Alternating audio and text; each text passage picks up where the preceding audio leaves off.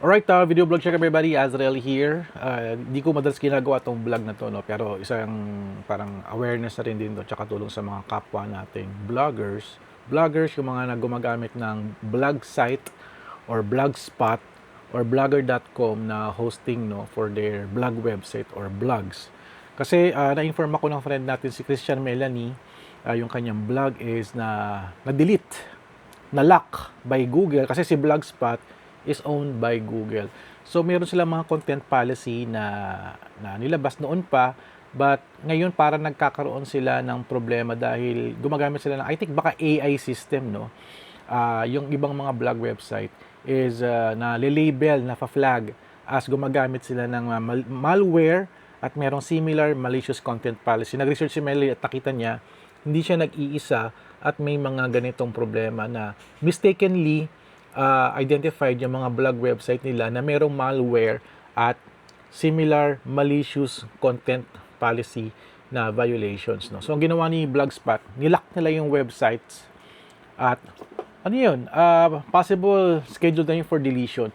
So sabi naman dito sa post naman, I think this is an update somewhere sa Google, kumbaga yung mga nagsisend ng mga problem. I think may nag-reply for a solution or a possible pang-recover. Pagka pwede namang ilaban, meron sila dong parang irereklamo mo, mag-send ka ng report or get a ticket to report na i-double check nila, i-review nila ng human na yung website mo is not a malware site. Kasi possible things sa mga blog post natin, may mga links dyan, may mga backlinks na nakalink na sa isang malware website. Possible, if nag-link ka sa isang website na matagal na, at yung website na yun namatay, nag-off or maybe na-hack. Possible yung website na yun ginamit ng mga hackers or mga malwares, lalagyan nila ng mga malicious links.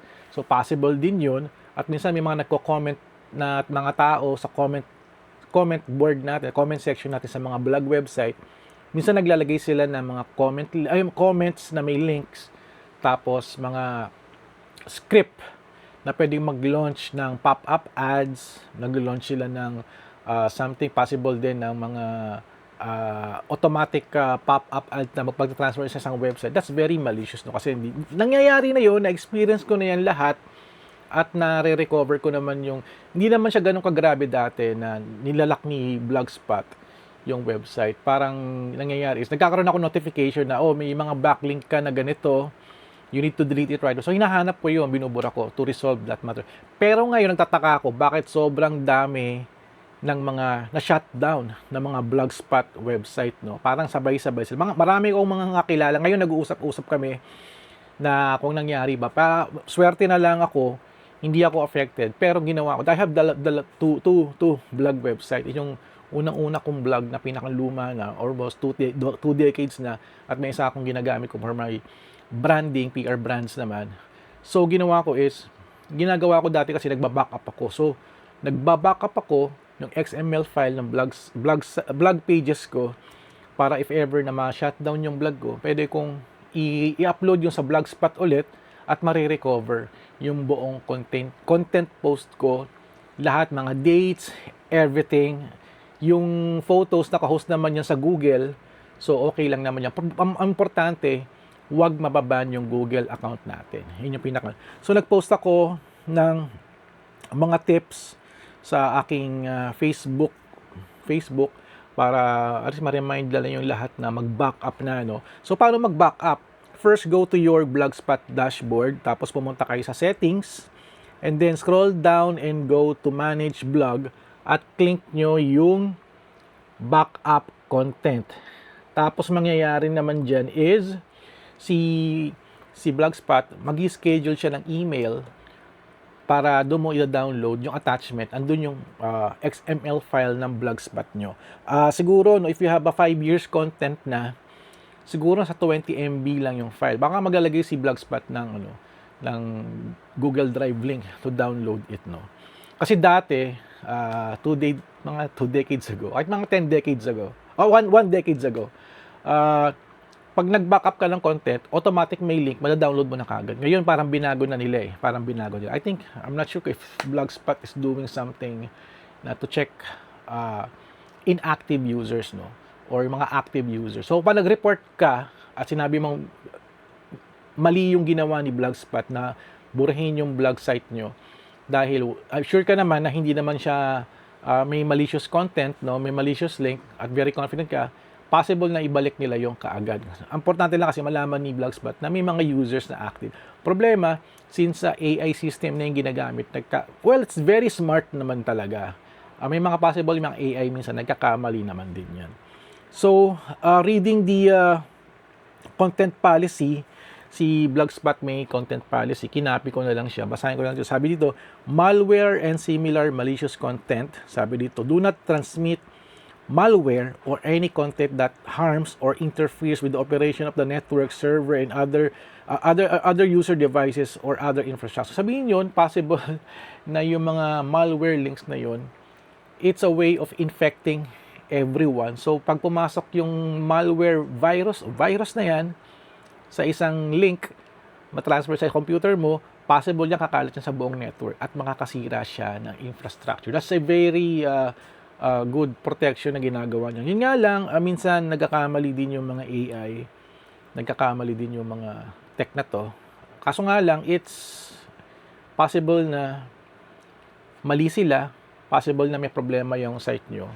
Kaya yung mga hindi apektado or hindi pa apektado, hindi ako confident eh, baka tamaan din ako eh. Baka may mga wave yan. So ginawa ko, nag-backup na lang ako. Pero masabi ko lang, no, if ever tinamaan kayo at hindi nyo na ma-recover yung Blogspot nyo, huwag kayong mawala ng pag-asa. Mag-recover kayo, bumalik kayo ulit, gumawa ng bago. Importante lang naman dyan is yung blog brand mo is still present. Na hindi siya, yun yung blog brand na hindi mabubura ng lahat eh. Unless may imposter ka at siya'y nanalo, tinalo ka, no? Huwag naman sana. Importante, kahit mabura yung content, you can still make new content for the next kumbaga forward na tayo, no? Kalimutan mo na yung past. Although may mga library ka na ng mga reviews, experiences, features, interesting part of your life na nandun sa blog website na yun is, we have to accept na wala na. We have to be very careful. Yun nga lang, it's up to you if you want to continue using Blogspot as your hosting for your blog website. Go ahead lang kung gusto nyo i-continue or kung gusto nyo lumipat sa WordPress, okay lang naman din. If you want to be a TikToker na lang siya or influencer na lang, na pictures and videos na lang or kahit na maging YouTuber, okay lang, just tuloy nyo lang yung mga blog brand nyo. You can still go back to Blogspot after this massive blog shutdown incident. Create a new one, wala naman problema. Mga PR content naman, lagi naman meron yan araw-araw eh, di ba? Makaka-recover din kayo. Kasi ako ginawa ko, kasi lumipat ako sa isang bagong Blogspot. Nag-restart talaga ako. It took me 1 year to recover na kumbaga back to zero. Back to zero talaga ako. Kumbaga yung first blog site ko is around 23 years old na. Iniwanan ko na yon at nag-focus na ako dito sa bagong brand ko na .com, which is may pangalan ko pa rin, Azrael's Maryland, pero .com siya, hindi na yung Blogspot. Blogspot kasi it's my diary, it's my personal website, it's my life. So kung mabura yun, medyo masakit, pero sa kanya to accept na ganoon talaga, we're just renting a space kay Blogspot or under kay Google. So si Google is very careful lang na wag maapektuhan ang kanilang system. Dahil pag naapektuhan yung buong system ni Google, ayun, mawawalan tayo ng Google. Hindi mo naman masabing EGMG mo na yan. At yung masabi yun, no? So, mag-ingat lang tayo, no? So, yun naman sabi ko, ingat lang sa pagpo-posting, mag-ingat sa mga content na may mga links. Mas maganda, huwag nyo nang isama yung link. Kasi minsan nangyayari kasi, pag nag-post ka ng link, mga PR content, kasama links eh. Huwag na tayo mag-post nun. At mangyayari naman yan is, tuloy-tuloy lang tayo, huwag susuko. Dahil your blog brand is still alive. Yung content lang is wala. Restart is mas okay kasi mas fresh. You can do better. Create original content. Huwag na tayong mag-copy-paste at mag-ingat na tayo sa susunod na posting dahil hindi pa to tapos. I'm sure meron pa tong mangyayaring ganitong kumbaga purging of vlog website. Pero siya kung nag-free up ng space si Google, no? I'm not sure. But just they are just being careful na wag kumalat yung mga malware. Parang ito na yung kanilang move to combat those malicious mga content, no. Alright, I'll end on my vlog here. So sana may natutunan kayo sa aking content ngayong vlog ngayon. Ang plano ko sana maligo na kasi may lakad ako. Dinelay ko muna dahil I need to talk to some of my friends na apektuhan na itong vlog shutdown na to, no. At saka chinek ko yung sa akin, nag-backup na rin ako and posted some tips para makatulong sa mga katropa nating mga vloggers. Alright, so yun, create good content everybody. Wag lang tayong suko, no? So thank you guys for watching. Don't forget to subscribe, like, and comment. And I'll see you guys in the next video vlog adventure. Kung may ma-share kayong mga tips, comment down below.